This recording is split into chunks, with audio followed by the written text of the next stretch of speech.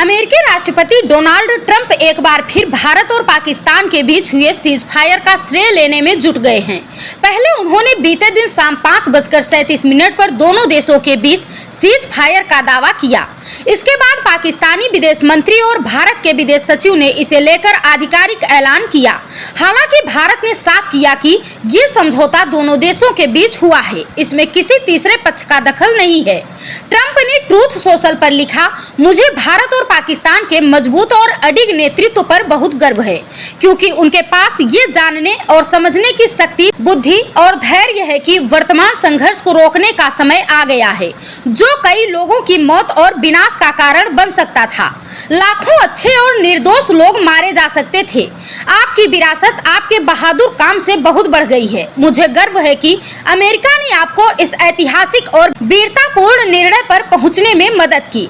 अभी चर्चा नहीं हुई है, लेकिन मैं इन दोनों महान देशों के साथ व्यापार को काफी हद तक बढ़ाने जा रहा हूं। इसके अलावा मैं आप दोनों के साथ मिलकर ये देखने के लिए काम करूंगा कि क्या 1000 साल के बाद कश्मीर के संबंध में कोई समाधान निकाला जा सकता है। भगवान भारत और पाकिस्तान के नेतृत्व को अच्छी तरह से किए गए काम के लिए आशीर्वाद दें। आपको बता दें कि बीते दिन संघर्ष विराम की पहली सूचना ट्रंप ने सोशल मीडिया में पोस्ट दी।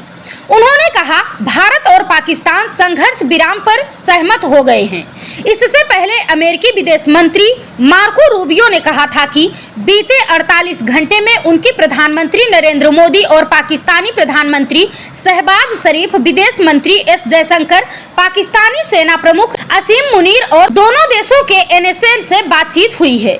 इसके बाद दोनों देश संघर्ष विराम और किसी तटस्थ जगह पर व्यापक बातचीत शुरू करने पर सहमत हुए। पाकिस्तानी उप प्रधानमंत्री व विदेश मंत्री इसाक डार ने तत्काल संघर्ष विराम की पुष्टि की। उन्होंने कहा कि दिन भर चली व्यस्त कूटनीति के कारण दोनों सैन्य अधिकारियों के बीच बातचीत हुई और सहमति बनी।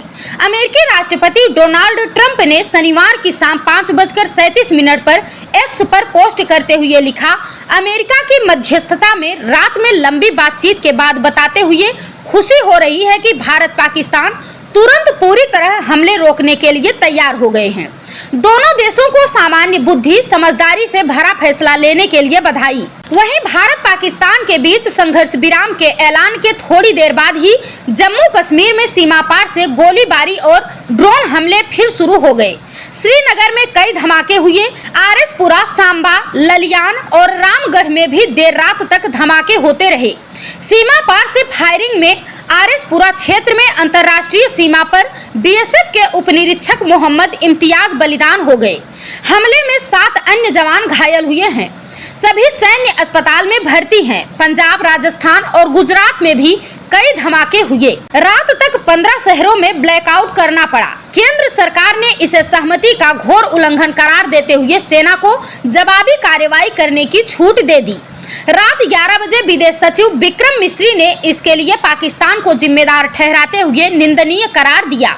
उन्होंने कहा कि पाकिस्तान स्थिति को ठीक से समझने और इसे रोकने के लिए तुरंत उचित कार्रवाई करे। सेना हालात पर कड़ी नजर रखे हुए है। उसे संघर्ष विराम उल्लंघन के खिलाफ ठोस और सख्त कदम उठाने के लिए आदेश दे दिए गए हैं। हालांकि इस चेतावनी के बाद कुछ शहरों में गोलीबारी थम गई, लेकिन बारामूला, कारगिल, जम्मू, श्रीनगर, होशियारपुर, फाजिल्का, मोगा, मुक्तसर, अमृतसर, फिरोजपुर, पठानकोट, पटियाला, जोधपुर, जैसलमेर, श्रीगंगानगर व कच्छ सहित कई जिलों में ब्लैकआउट करना पड़ा। इससे पहले भारत की शनिवार सुबह की जवाबी कार्रवाई से दबाव में आए पाकिस्तानी डीजीएमओ की भारतीय डीजीएमओ से फोन पर हुई बातचीत में दोनों पक्षों में शाम 5 बजे से जमीन, हवा और समुद्र में सभी तरह के हमले और सैन्य कार्रवाई बंद करने की सहमति बनी थी। हालांकि भारत ने स्पष्ट किया कि आतंकवाद के प्रति उसकी दृढ़ और कठोर कार्रवाई जारी रहेगी। साथ ही सिंधु जल संधि समझौता भी निलंबित रहेगा।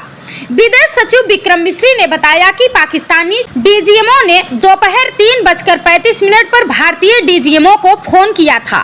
सहमति बनी कि भावी कदम तय करने के लिए 12 मई को मध्याह्न 12 बजे फिर बातचीत करेंगे। Bureau report, Prayagraj 24x7 news.